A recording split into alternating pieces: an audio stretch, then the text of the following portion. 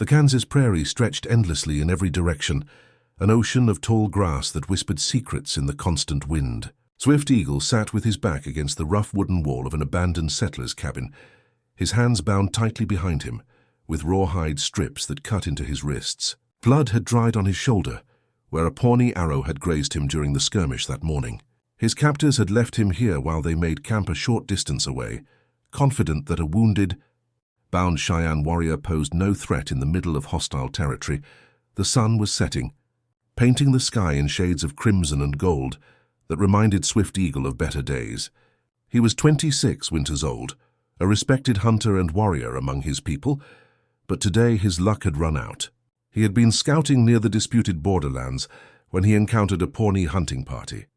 Words were exchanged, tensions flared, and arrows flew. He had fought well but was outnumbered. Now he waited for whatever judgment the Pawnee chief would deliver when he arrived tomorrow. Swift Eagle had made peace with his likely fate. The Cheyenne and Pawnee had been enemies for generations, and prisoners rarely lived long. As twilight deepened, Swift Eagle heard something that made him freeze, a sound so faint he almost missed it beneath the prairie wind. It was a whimper, quickly stifled, coming from inside the cabin behind him. His warrior instincts sharpened immediately. Someone was hiding inside this supposedly abandoned structure. He turned his head slowly, trying to peer through the gaps in the weathered wooden planks. The cabin was small, probably built by settlers who had either moved on or met a darker fate. The door hung crooked on broken hinges. "Hello?" Swift Eagle called out softly in English, the trading language many tribes had learned from interactions with whites. "I will not hurt you. I am bound and cannot move. You are safe." For a long moment there was only silence. Then he heard it again, the sound of frightened breathing, of someone trying desperately to remain quiet but failing. "Please," he continued gently, "I am a prisoner myself. I cannot harm you even if I wish to. Are you injured? Do you need help?" His words were met with more silence, but he could sense the presence, the fear radiating from whoever hid inside. Finally, a small voice spoke from within the cabin, barely audible.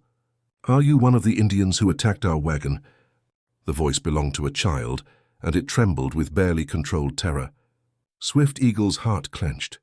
A child alone out here in this dangerous prairie, hiding in fear. "No, child," he answered truthfully. "I did not attack any wagon. I am Cheyenne. I was captured by Pawnee warriors this morning. They have left me here while they make camp. I mean you no harm. I swear this on my honor as a warrior." After another long pause, the cabin door creaked open slightly. Two faces peered out into the gathering darkness. Two young girls with tangled blonde hair, dirty faces, and eyes that had seen too much horror for their tender years. The older one looked perhaps 9 or 10, the younger maybe 7. Their dresses were torn and stained, their bare feet covered in cuts and bruises. They looked like they had been surviving alone for some time and barely succeeding. Swift Eagle's expression softened immediately, his warrior's fierceness melting into something gentler. "How long have you been here?" he asked quietly, keeping his voice calm and unthreatening. The older girl found her voice first. 3 weeks, maybe more. We lost count. Our wagon train was attacked. Mama and Papa?" Her voice broke and she couldn't continue. The younger sister clung to her, both of them on the edge of tears. Swift Eagle understood immediately. These children had lost everything, had witnessed violence and death, and had somehow managed to survive alone in the wilderness through sheer determination and luck. "What are your names?" Swift Eagle asked, trying to keep them talking to build some trust. The older girl swallowed hard before answering. "I'm Emma. This is my sister Lucy. We've been eating roots and grass, drinking from the creek. But we're so hungry, and we're afraid to go far from the cabin. There are wolves at night and other dangers." Her voice was strong despite her fear, showing a resilience that impressed the warrior. This child had protected her younger sister through unimaginable circumstances. Swift Eagle looked at the two frightened faces and made a decision that went against every instinct of self-preservation. "Listen to me carefully," he said. "In the tall grass about 30 paces from here, toward where the sun sets, there is a leather pouch I dropped when I was captured. Inside are strips of dried buffalo meat and pemmican, food that will give you strength.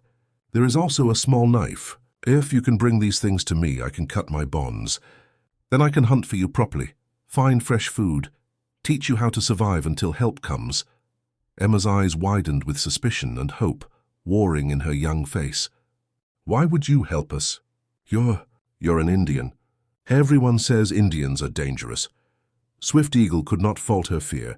She had likely been taught to distrust his people, and recent events had only reinforced those lessons. But he also saw the desperation in her eyes, the way her sister swayed slightly from hunger and exhaustion. These children were dying slowly, and they knew it. "I have a daughter," Swift Eagle said softly, though it pained him to speak of her. "She is about your age, Lucy. She is with my wife in our village, safe and warm. When I look at you, I see her. I see children who need help, who deserve a chance to live and grow. That is more important than any war between tribes, more important even than my own life. Please let me help you before it is too late." His words carried such sincerity, such gentle strength, that something in Emma's expression shifted. The older girl looked at her younger sister, then back at Swift Eagle. She was clearly the one who had been making all the decisions since their parents died, carrying a burden no child should bear. Now she had to make another impossible choice: trust this wounded enemy warrior, or continue struggling alone until hunger or predators claimed them both. Lucy tugged on her sister's sleeve and whispered something Swift Eagle could not hear. Emma nodded slowly, having made her decision. "If you're lying, if you try to hurt us—" Emma's voice trailed off, unable to complete the threat because what could two small girls do against a warrior? But Swift Eagle understood what she meant. "I swear on the spirits of my ancestors and on the life of my own daughter, I will protect you as if you were my own blood. Now hurry before it grows too dark to see. The grass is tall and golden, and the pouch is made of brown leather decorated with blue beads. You will find it." Emma took Lucy's hand, and the two sisters crept out into the prairie grass, disappearing into the sea of golden stems. Swift Eagle waited, his heart pounding despite his calm exterior. If the Pawnee guards noticed the girls, there would be questions, possibly danger. But the wind was strong and covered small sounds, and his captors were relaxed, confident in their control of the situation. After what felt like an eternity but was probably only minutes, the girls returned, Emma clutching the leather pouch triumphantly. She approached Swift Eagle cautiously and opened it, finding exactly what he had described: dried meat, pemmican, and a small but sharp skinning knife. "Cut the rawhide carefully," Swift Eagle instructed. "Do not worry about cutting me. Just saw through the bonds." Emma's hands shook as she worked the knife against the tough strips binding his wrists. It took time, and Swift Eagle had to bite back sounds of pain as circulation returned to his hands with burning intensity. Finally, the last strand parted and his hands were free. He flexed his fingers, working feeling back into them, then took the knife and quickly cut the bonds on his ankles, free at last.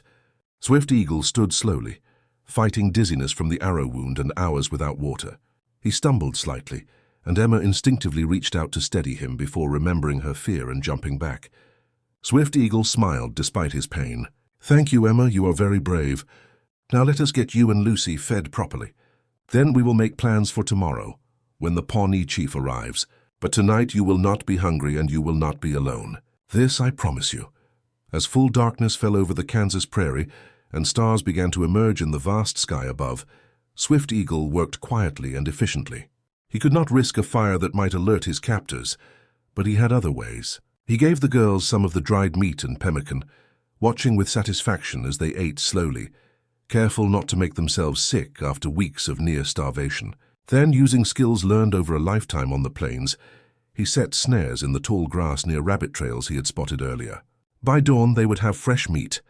The girls watched him with a mixture of awe and lingering caution, seeing how he moved despite his injury, how his hands worked with sure confidence even in darkness. Swift Eagle found himself talking to them softly as he worked, telling them about his own daughter, about life in his village, about the beauty of the prairie when you understood its rhythms. Slowly, tentatively, Emma began to ask questions and Lucy crept closer, her fear gradually melting. As they settled into the cabin for the night, Swift Eagle positioned himself by the door, his reclaimed knife in hand, despite his exhaustion. "Sleep now," he told the sisters. "I will keep watch. No harm will come to you while I draw breath." Emma and Lucy curled together on a pile of old grain sacks in the corner, and for the first time in weeks, they slept deeply, feeling safe. Swift Eagle kept his vigil, knowing that tomorrow would bring the Pawnee chief and a reckoning. But tonight he had given 2 orphaned children hope, and somehow that made whatever came next feel worthwhile. Dawn broke over the Kansas prairie with a brilliance that seemed almost defiant, as if the land itself refused to acknowledge the tensions simmering beneath its golden surface. Swift Eagle had not slept, keeping his promised vigil through the long night. His shoulder throbbed where the arrow had grazed him, but he had endured far worse. What concerned him more was the approaching moment when his captors would discover he had freed himself. The Pawnee would not take this lightly, and his actions could easily be seen as preparation for escape or attack. Emma stirred first as pale light filtered through the cabin's broken walls. She sat up quickly, momentarily disoriented, then relaxed when she saw Swift Eagle still at his post by the door. Lucy woke moments later, rubbing sleep from her eyes. "Did you sleep at all?" Emma asked the warrior, her voice carrying genuine concern that surprised him. Swift Eagle shook his head with a slight smile. "A warrior learns to go without sleep when necessary, but you both needed rest and you got it. That is what matters." He checked his snares and found success. 2 prairie rabbits, plump and perfect. Working quickly and efficiently with his small knife, Swift Eagle cleaned and prepared the meat. Still unable to risk a fire that would alert the Pawnee camp, he cut the rabbit into strips thin enough for the girls to chew raw.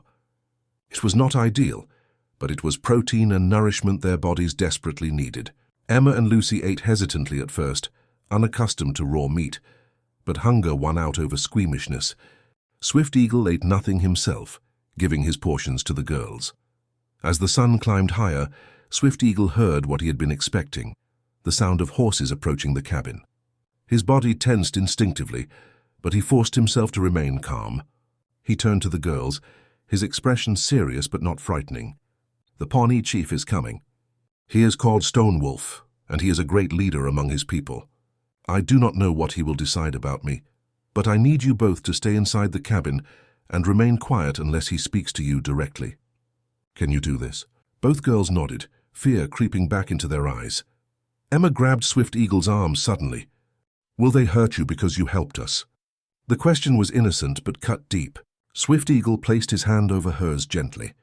"I do not know, little one, but I do not regret helping you no matter what happens. You and Lucy deserved a chance to live. That is more important than anything else."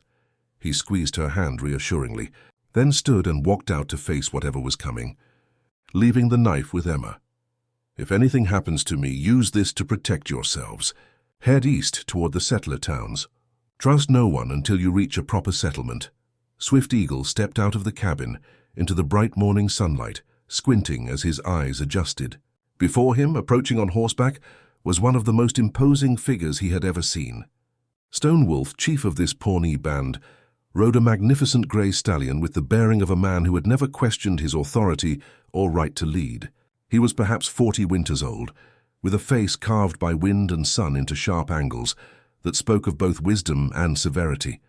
His hair was adorned with eagle feathers earned through deeds of valor, and his chest bore the scars of countless battles. Behind Stone Wolf rode a dozen warriors, including the ones who had captured Swift Eagle the previous day. Their expressions ranged from surprise to anger as they saw their prisoner standing free, unbound, and apparently unguarded. Several reached for weapons, but Stone Wolf raised his hand in a gesture that instantly froze all movement. The chief's dark eyes studied Swift Eagle with an intensity that felt like being measured and weighed by the universe itself. For a long moment no one spoke, the only sound the whisper of wind through prairie grass. "You are free of your bonds." "Cheyenne warrior," Stone Wolf finally said in the Pawnee language, which Swift Eagle understood well enough. The tribes had been enemies long enough to learn each other's tongues. "Yet you did not flee during the night. Why?" His voice was deep and controlled, revealing nothing of what he might be thinking or feeling. Swift Eagle straightened despite his exhaustion and injury, meeting the chief's gaze with the dignity of a warrior who had nothing left to lose. "I freed myself." "This is true," Swift Eagle responded in Pawnee, showing respect by using the chief's language. "But I did not flee because I found something more important than my freedom, 2 children who needed help. They are inside the cabin, starving and alone. Their family was killed, and they have been surviving in the wilderness for weeks. I gave them food, protection, and hope, I could not abandon them even to save myself. To do so would be to lose my honor, which is worth more than my life. Stonewolf's expression remained unreadable, but something flickered in his eyes, curiosity perhaps, or surprise. He dismounted with fluid grace and walked slowly toward the cabin, his warriors following at a respectful distance. Swift Eagle stepped aside, allowing the chief to approach. Stonewolf looked through the broken door and saw Emma and Lucy huddled together, watching him with terrified eyes. The great chief's stern expression softened almost imperceptibly as he took in their condition.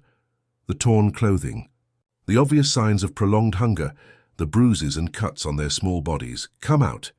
"Children," Stonewolf said in English, his accent thick but understandable, "no one will harm you." Emma and Lucy clung to each other but slowly emerged into the sunlight. They positioned themselves slightly behind Swift Eagle, an instinctive trust that did not go unnoticed by anyone present. Stonewolf studied this tableau carefully, a Cheyenne warrior, wounded and exhausted, standing protectively before two white children who clearly saw him as their guardian rather than their enemy. The chief turned to his warriors and spoke in Pawnee. "Yesterday we captured an enemy warrior. Today we find him free, but he has not fled. Instead, he has spent the night protecting orphaned children who are not of his people, not even of our people. He has fed them with his own supplies, kept watch over them, given them hope when they had none. What do you make of this?" The question hung in the air, heavy with implication. The warriors looked at each other, clearly uncertain how to respond to this unprecedented situation. One of the younger warriors, the same one whose arrow had wounded Swift Eagle, spoke up boldly. "It changes nothing, Chief Stonewolf. He is still Cheyenne, still our enemy. Our peoples have fought for generations. He was probably trying to use the children as protection, knowing we would not harm them." Several other warriors murmured agreement, but their conviction seemed less certain than their words. They had seen the rabbit snares, the careful preparation of meat, the knife left with the children. These were not the actions of a man using hostages. Stonewolf held up his hand for silence, then turned to Emma. "Child, speak the truth and do not fear punishment. Did this warrior threaten you? Did he tell you to say or do anything to protect him?" Emma looked up at the imposing chief, her small body trembling but her voice surprisingly steady when she answered, "No, sir. He found us starving. He was tied up and hurt, but he told us where to find food and a knife so we could free him. Then he fed us and protected us all night. He could have run away, but he stayed because he said we reminded him of his own daughter." Lucy suddenly stepped forward, her 7-year-old voice piping up with childish certainty. "He's a good man. He told us stories and said he would keep us safe, and he did. Please don't hurt him." Her innocent declaration, so earnest and pure, seemed to strike something in Stonewolf's weathered heart. The chief's expression shifted subtly, and several of his warriors looked away, clearly moved despite their efforts to maintain stern facades. Even enemies recognized the truth when it came from the mouth of a child. Stonewolf's warriors stood in stunned silence, absorbing their chief's declaration. The decision to free Swift Eagle was already unprecedented, but something in Stonewolf's demeanor suggested he was not finished speaking. The chief walked slowly back to his gray stallion, retrieved a water skin, and offered it to Swift Eagle. The Cheyenne warrior accepted it gratefully, drinking deeply before passing it to Emma and Lucy. This simple gesture of sharing water carried profound significance. In the culture of the plains, it symbolized trust and peace between parties. The chief watched the children drink, his weathered face softening as Lucy smiled shyly at him, water dripping down her chin. Stonewolf reached into a leather pouch at his belt and produced 2 pieces of pemmican wrapped in cloth, offering them to the girls. "For your journey," he said in his heavily accented English. "You are brave children to survive so long alone." Emma accepted the gift with a tentative thank you, and Lucy actually stepped forward to touch the chief's hand in gratitude.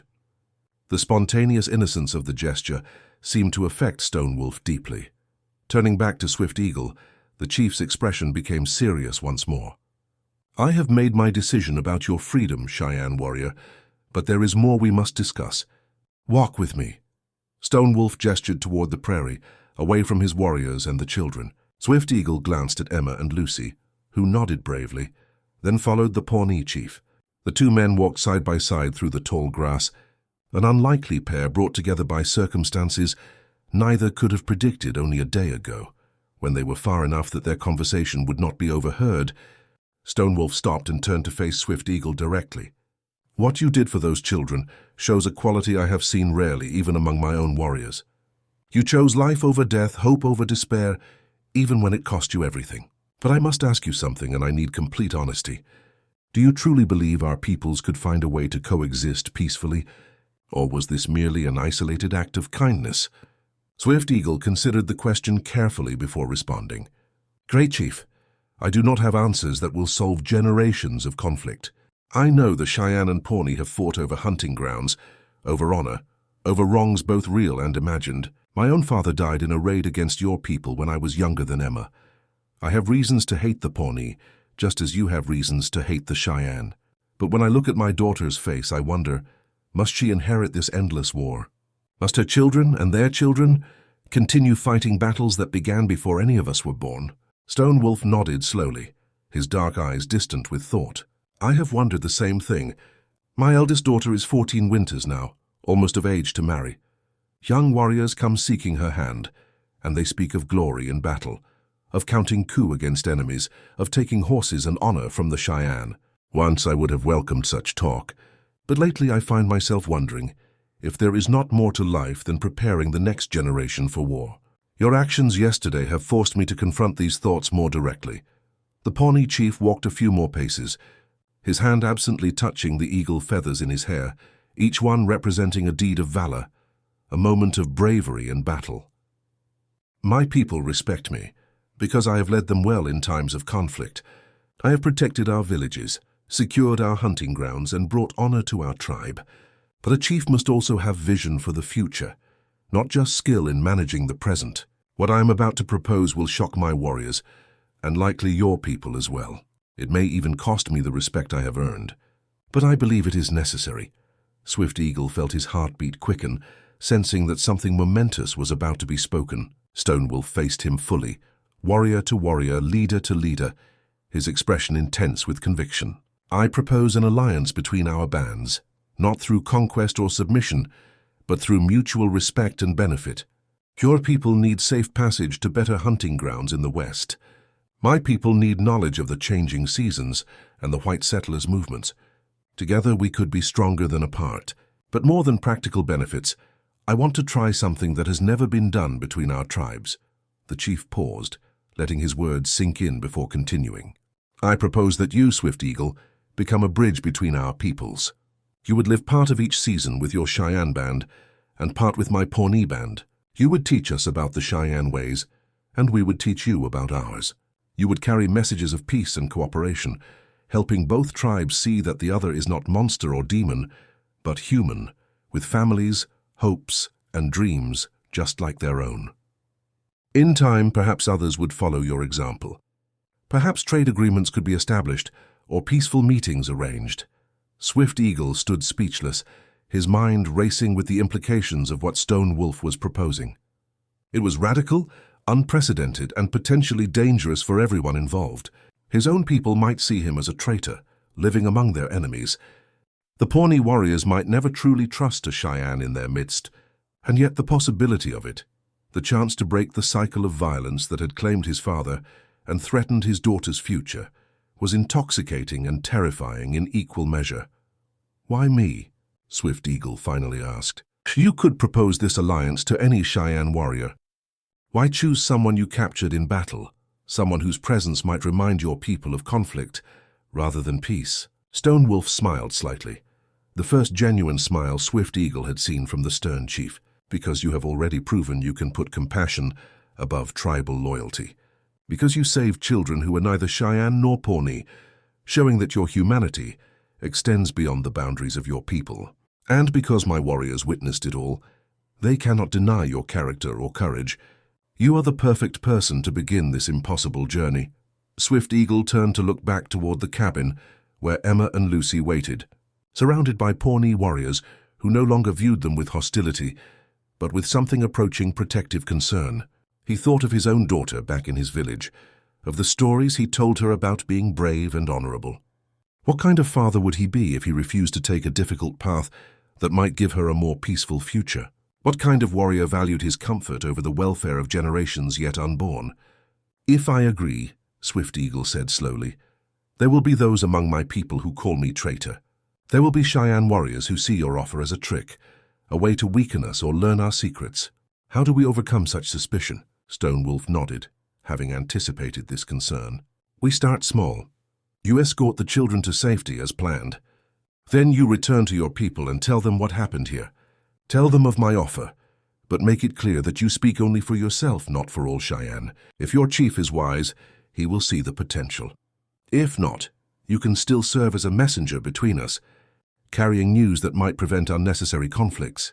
The two men walked back toward the cabin in thoughtful silence, each contemplating the weight of what had been discussed. As they approached, Swift Eagle noticed that the dynamic had shifted significantly. The Pawnee warriors were showing Emma and Lucy how to properly mount horses, teaching them Pawnee words for friend and safe, even smiling at the children's clumsy attempts to pronounce the unfamiliar sounds. One warrior had produced a doll made from corn husks and given it to Lucy, who clutched it with wonder and delight. Stone Wolf observed this scene with satisfaction. You see, already your actions have changed things. My warriors, hardened by years of conflict, now protect and comfort children they would have ignored yesterday. This is the beginning of what I envision. Not perfect peace, perhaps, but a willingness to see humanity in those we have been taught to view as enemies. This is worth pursuing, worth risking everything for. Don't you agree? Swift Eagle watched as Emma laughed, actually laughed at something one of the Pawnee warriors had said in broken English. The sound was pure joy, unmarred by the trauma she had endured. In that moment, Swift Eagle made his decision. I agree, Chief Stone Wolf. I will be your bridge between peoples, your messenger of peace. I do not know if I will succeed, and I am certain the path ahead will be difficult and dangerous. But for my daughter, for these children, for all the children who deserve better than endless war, I will try. On my honor as a warrior and my love as a father, I will try. Stone Wolf extended his arm in the warrior's gesture of respect, and Swift Eagle clasped it firmly. The two men stood for a moment, arms locked, eyes meeting in mutual understanding. They were still Pawnee and Cheyenne, still members of tribes with a long history of conflict. But in that moment, they were also something more. Two leaders choosing to believe in the possibility of change, two fathers hoping to give their children a different kind of future. We will provide you with 3 horses, Stone Wolf announced, switching to a tone of practical planning. 1 for each child and 1 for you. Take supplies, dried meat, water skins, blankets, and medicine for your wound. My warriors will escort you to the edge of Pawnee territory to ensure your safe passage. From there, the nearest settlement with people who can care for the children is 3 days' ride to the east. After you have delivered the girls to safety, return to this place in 1 moon's time. I will meet you here, and we will discuss the next steps of our arrangement. Swift Eagle nodded his agreement, then asked, And if my people refuse? If my chief says I am foolish for trusting old enemies? Stone Wolf's expression was understanding but firm. Then you must decide what matters most to you, the approval of your tribe or the chance to forge a new path. I cannot make that choice for you. But I will tell you this. True leadership often requires standing alone at first, walking a road others fear to take. If your heart tells you this is right, then trust that others will eventually follow. Change always begins with one person willing to take the first difficult step. The preparations for departure began immediately. Pawnee warriors brought forth 3 strong horses, already saddled and equipped for a long journey. They loaded the animals with more supplies than Swift Eagle had expected, not just enough for the trip to the settlement, but enough to make the return journey as well. Emma and Lucy were lifted onto their horses, and several warriors gave them impromptu lessons in riding, showing patience that would have seemed impossible just hours before. The transformation was remarkable, and gave Swift Eagle hope that Stone Wolf's vision might actually be achievable. As they prepared to depart, Stone Wolf approached Emma and Lucy one final time. He knelt before them, bringing himself to their level, and spoke in his careful English. You are brave children. You survived when many would have perished. Remember that people of all tribes can be good or bad. Judge each person by their actions, not by their appearance or the language they speak. The man who saved you is proof that enemies can become protectors, and that honor exists in all peoples. Carry this lesson with you always."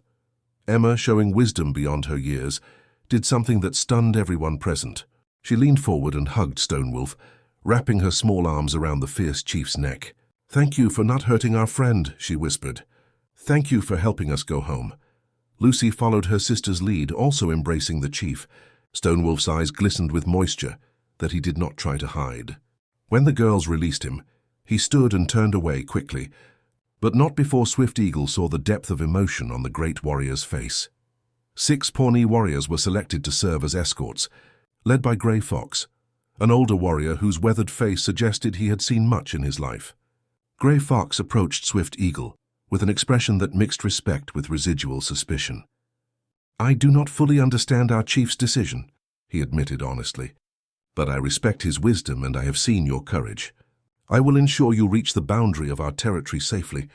But know this, if you betray the trust our chief has placed in you, if you use this opportunity to harm our people, I will personally hunt you to the ends of the earth and exact vengeance. Do you understand?" Swift Eagle met the older warrior's gaze steadily. "I understand, and I give you my word. I will honor this agreement or die trying. Your chief has offered me not just freedom, but purpose and hope for a better future. I will not squander such a gift through treachery or cowardice. You have my oath as a warrior and a father." Gray Fox studied him for a long moment, then nodded slowly. "Then we have an understanding. Let us depart. The morning grows late and we have many miles to cover before nightfall."